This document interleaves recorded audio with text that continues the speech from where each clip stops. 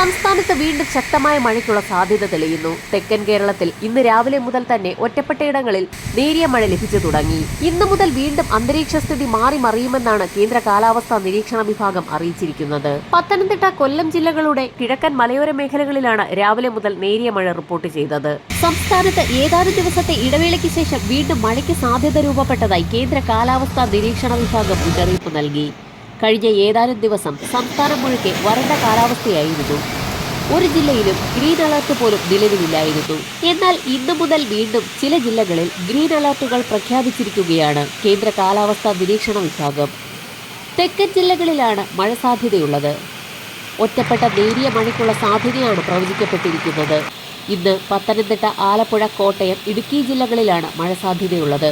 നാളെ മുതൽ കൂടുതൽ ജില്ലകളിൽ മഴ സാധ്യതയുണ്ടെന്നാണ് പ്രവചനത്തിൽ വ്യക്തമാക്കിയിട്ടുള്ളത്.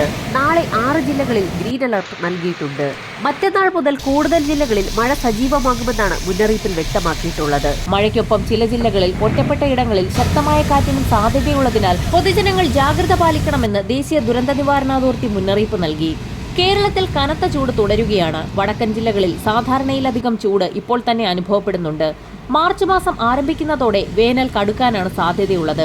അതേസമയം കനത്ത ചൂടിന് ആശ്വാസമായി സംസ്ഥാനത്തെ കൂടുതൽ ജില്ലകളിലേക്ക് മഴയെത്തുന്നു. കഴിഞ്ഞ ദിവസം പത്തനംതിട്ട, കോട്ടയം എന്നിവിടങ്ങളിൽ ഇടിമിന്നലോട് കൂടിയ ശക്തമായ മഴയാണ് റിപ്പോർട്ട് ചെയ്തത്. ഇന്നു മുതൽ കൂടുതൽ തെക്കൻ ജില്ലകളിൽ ഒറ്റപ്പെട്ട ശക്തമായ മഴ ലഭിക്കും. പത്തനംതിട്ട, കോട്ടയം ജില്ലകളിലാണ് കൂടുതൽ മഴയ്ക്ക് സാധ്യതയുള്ളത്. ഇന്ന് തെക്കൻ തമിഴ്നാട് തീരം, ഗൾഫ് ഓഫ് മാന്നാർ, അതിനോട് ചേർന്ന കന്യാകുമാരി പ്രദേശം എന്നിവിടങ്ങളിൽ ശക്തമായ കാറ്റിന് സാധ്യതയുണ്ടെന്ന് കാലാവസ്ഥാ വകുപ്പ് അറിയിച്ചു. മണിക്കൂറിൽ 45 മുതൽ 55 കിലോമീറ്റർ വരെയും ചില അവസരങ്ങളിൽ മണിക്കൂറിൽ 65 കിലോമീറ്റർ വരെയും വേഗതയിൽ ശക്തമായ കാറ്റിന് മോശം കാലാവസ്ഥയ്ക്ക് സാധ്യതയുണ്ട്. ആയതിനാൽ മത്സ്യത്തൊഴിലാളികളും തീരദേശവാസികളും അതീവ ജാഗ്രത പുലർത്തണമെന്ന് ദേശീയ സമുദ്രസ്ഥിതി പഠന ഗവേഷണ കേന്ദ്രം മുന്നറിയിപ്പ് നൽകി. വരും മണിക്കൂറുകളിലെ കാലാവസ്ഥാ മുന്നറിയിപ്പുകൾക്കായി ചാനൽ സബ്സ്ക്രൈബ് ചെയ്യാൻ മറക്കാതിരിക്കുക.